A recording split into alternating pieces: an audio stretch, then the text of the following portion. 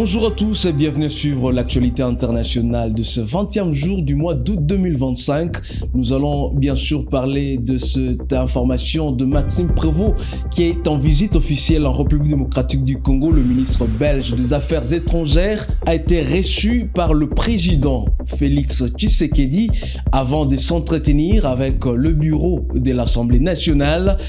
Hier, mardi 19 août 2025 à Kinshasa, en conférence de presse aux côtés du speaker Vital Kamerhe, il a confirmé que Kinshasa jugeait insatisfaisant le projet d'accord de Doha, tout en réaffirmant bien sûr l'engagement de la Belgique aux côtés du Congo. Merci beaucoup. Je tiens d'abord à remercier le vice-premier ministre, ministre belge des Affaires étrangères, pour l'honneur qu'il vient de nous faire en nous visitant ici au Palais du Peuple et donc au Parlement, à l'Assemblée nationale. Et nous avons échangé sur des questions d'intérêt commun, mais par la solidarité et les relations traditionnelles qui lient la Belgique à la République démocratique du Congo, il s'est intéressé, bien sûr, à savoir comment les deux processus avancent à ce moment. Et nous avons mis ensemble en exergue la question des humanitaire à l'est de la République démocratique du Congo, où les gens souffrent, où les gens n'ont pas demandé que la guerre éclate dans cette partie du pays et où les services sociaux de base devaient continuer à fonctionner. Nous avons parlé de la diplomatie classique, qui est son domaine, mais en même temps, il ne faut pas oublier qu'il avait été élu, il est parlementaire, mais pour le moment, il est vice-premier ministre et ministre des Affaires étrangères, à côté du président de l'Assemblée nationale parlementaire. Donc nous avons la diplomatie classique et la diplomatie parlementaire. Nous avons passé en revue les deux processus de Doha, c'est-à-dire Washington, qui met ensemble les présidents Tshisekedi et Kagame bientôt, mais à travers leurs émissaires déjà, un accord de principe avait déjà été signé. Les M23 et les gouvernements ont signé aussi une déclaration de principe, mais nous avons tous constaté que cela n'a pas changé grand-chose sur le terrain. Dont les efforts doivent être faits et d'autres acteurs doivent être associés à cette démarche qui doit être globale. Quand je dis d'autres acteurs, la République démocratique du Congo doit se saisir de cette question. L'Afrique au premier plan avec l'Union africaine, l'Union européenne qui nous a accompagnés depuis longtemps et qui était à la base de la résolution 2773 ne doit pas être oubliée. Et donc nous devons résoudre cette question de façon globale et dans l'intérêt de tout le monde, de la République démocratique du Congo, du Rwanda et surtout de la population congolaise qui est la première victime de cette guerre. J'apprécie à sa juste valeur la diplomatie belge, et j'emprunte le mot du vice-premier ministre, qui a été vocal, qui a été audible. La Belgique a, sans fioriture et sans ambiguïté, plaidé pour que le Congo et le Rwanda ne puissent pas bénéficier du même traitement, puisque nous n'avons jamais franchi la frontière commune entre nos deux pays, le Rwanda et la République démocratique du Congo. Il y a un pays qui l'a traversé et c'est en violation des valeurs cardinales, des valeurs sacro-saintes de la Charte et des Nations Unies et de l'Union africaine. Et cela doit être condamné. La Belgique l'a fait, les 27 de l'Europe ont fait. Et nous étions étonnés de voir que ce soit la Belgique qui reçoive seule les coups du Rwanda et nous disons, nous sommes solidaires et reconnaissants. Pour le reste, nous avons convenu de continuer à échanger pour enrichir nos deux visions respectives qui sont pratiquement les mêmes. Et après avoir vu le président de la République, il est content de voir que nous avançons dans le sens de rechercher la paix. Mais qui veut la paix prépare la guerre. Mais je ne dis pas que nous allons faire la guerre maintenant. Nous sommes obligés de nous défendre. Mais ce que nous voulons, c'est les dialogues entre États, les dialogues au niveau national pour créer aussi la cohésion nationale entre Congolais. Parce que le président, entouré de toutes les forces politiques et sociales, est plus fort qu'avec la seule majorité à l'Assemblée nationale. Moi, je suis très heureux de vous dire que c'est lui qui a eu l'idée des corridors humanitaires pour que ces populations, non seulement de Walungu, Kabare, Bukavu, je sens que vous êtes d'ici de Kivu, vous, hein? Mais il y a le Nord Kivu aussi, il y a l'Ituri, pour que toutes ces populations démunies, déplacées, et qui souffrent, qui n'ont pas accès aux services de base, sociaux de base, puissent en bénéficier. Et pour cela, nous comptons sur la diplomatie agissante du vice-premier ministre Prévost pour plaider auprès de l'Union européenne et du gouvernement belge pour qu'une aide humanitaire consistante soit envisagée pour ces populations qui souffrent, plus que d'autres populations où il y a la guerre à travers le monde qui reçoivent des cargos, des paquebots, et des avions qui même parachutent de nourriture et des habits et des médicaments.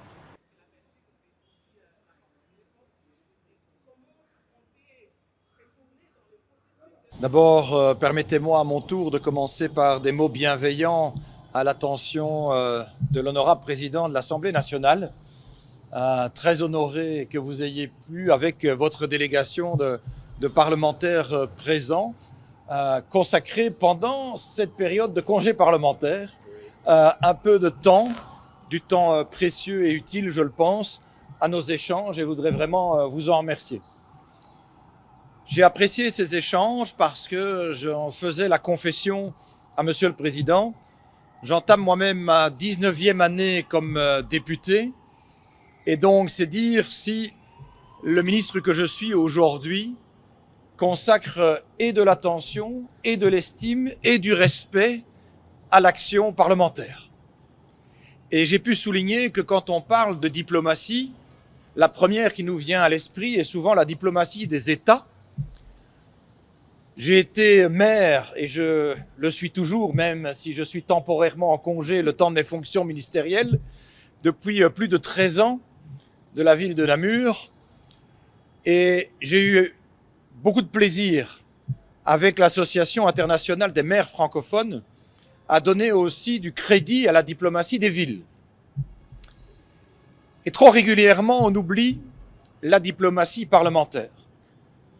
Et pourtant, et Monsieur le Président en est conscient, des réunions sont organisées aux quatre coins du globe pour réaffirmer l'importance de cette diplomatie, renforcer les liens.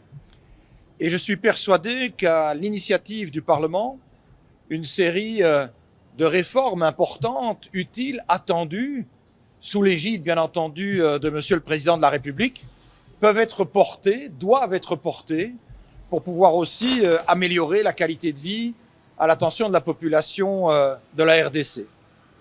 Et c'est précisément cette population de la RDC qui aujourd'hui nous préoccupe, celle qui est située à l'est du territoire et qui depuis trop longtemps déjà subit des violences abjectes en recrudescence. Des viols à l'égard des femmes qui sont en augmentation de manière exponentielle. Des enrôlements forcés dans des forces armées qui occupent le territoire. Cette situation a pu être dénoncée. Monsieur le Président a rappelé que la Belgique avait été aussi en pointe pour rappeler les principes inébranlables qui ont toujours fondé la diplomatie belge, que sont la défense du droit international, au rayon duquel on trouve aussi le droit humanitaire, le principe du respect de la souveraineté des États et de la défense de leur intégrité territoriale. Des principes qui ont convaincu aussi les pays européens de prendre des mesures en février-mars dernier.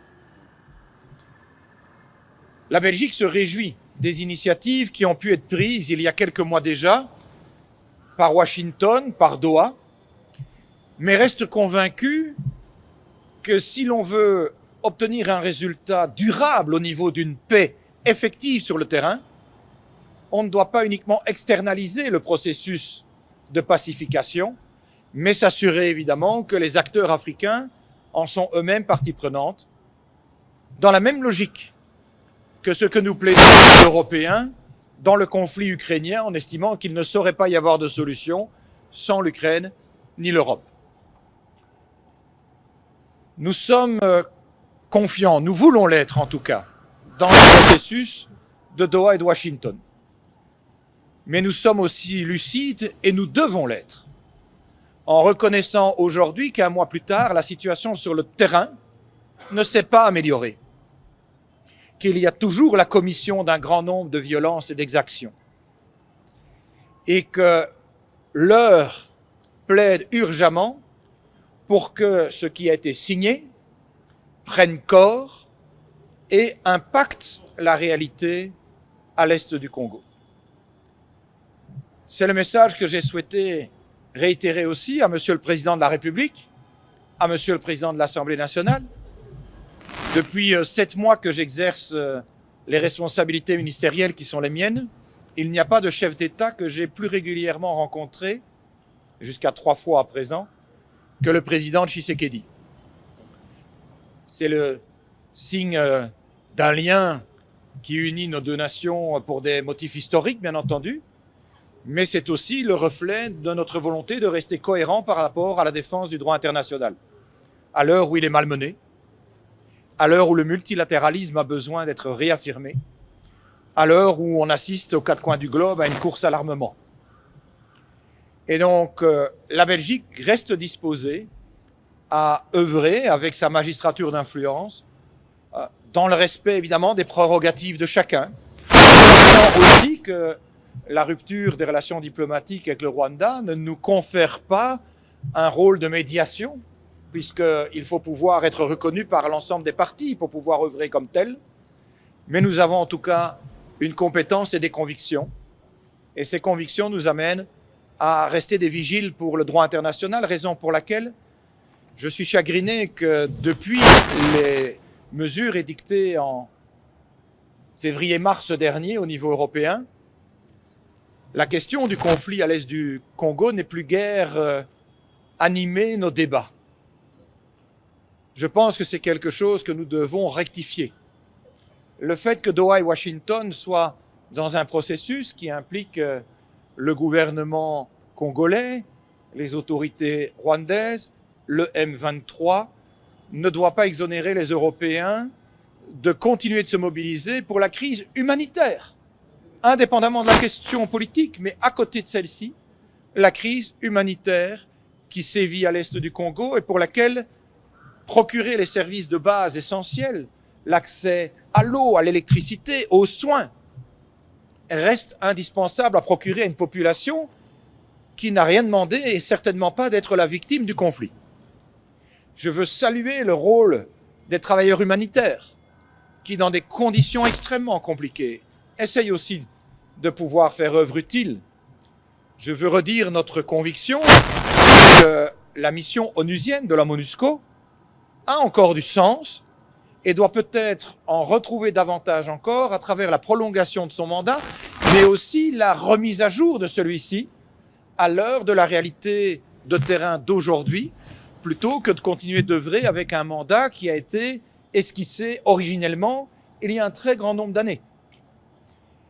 Bref, tout ce que nous pourrons faire pour pouvoir apaiser la situation et œuvrer le plus rapidement possible à cette paix, nous voulons le soutenir, y compris donc ces initiatives internationales de Doha et de Washington.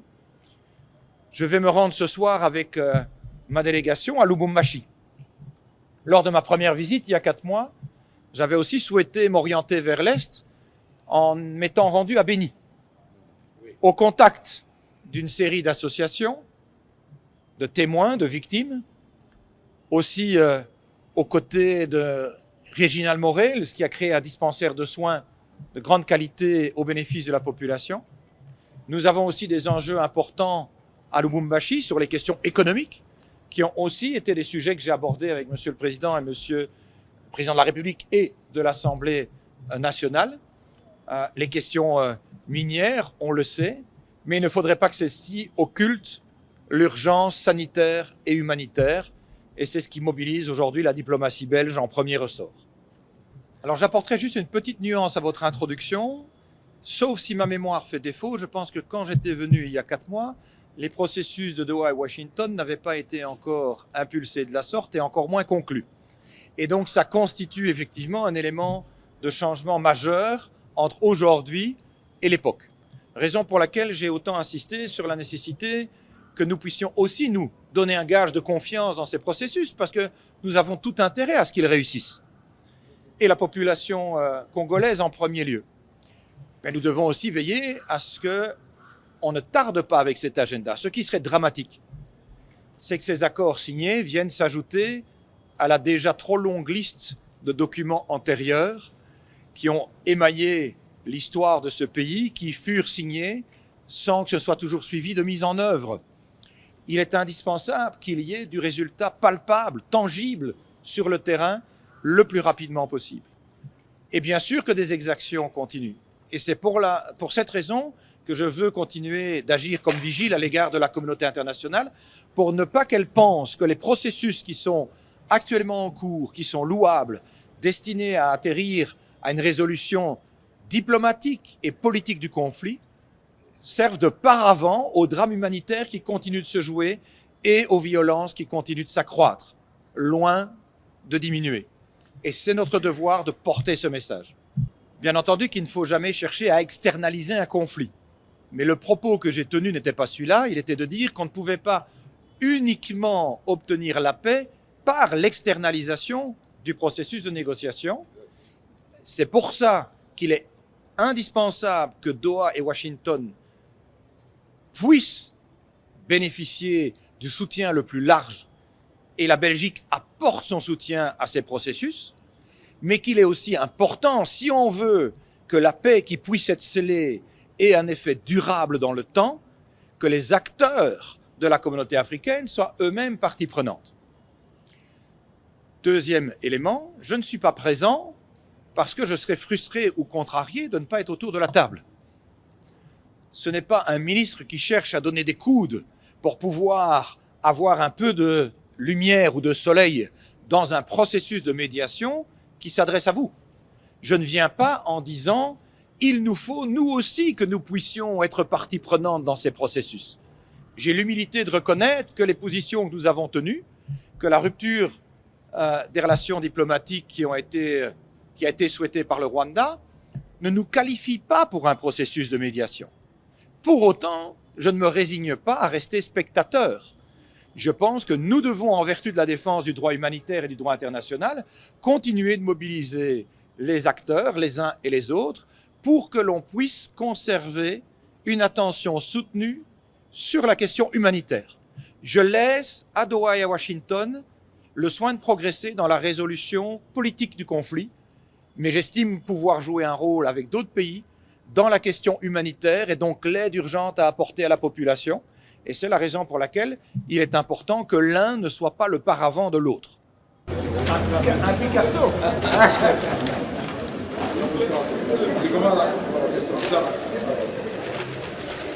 De là, nous avons...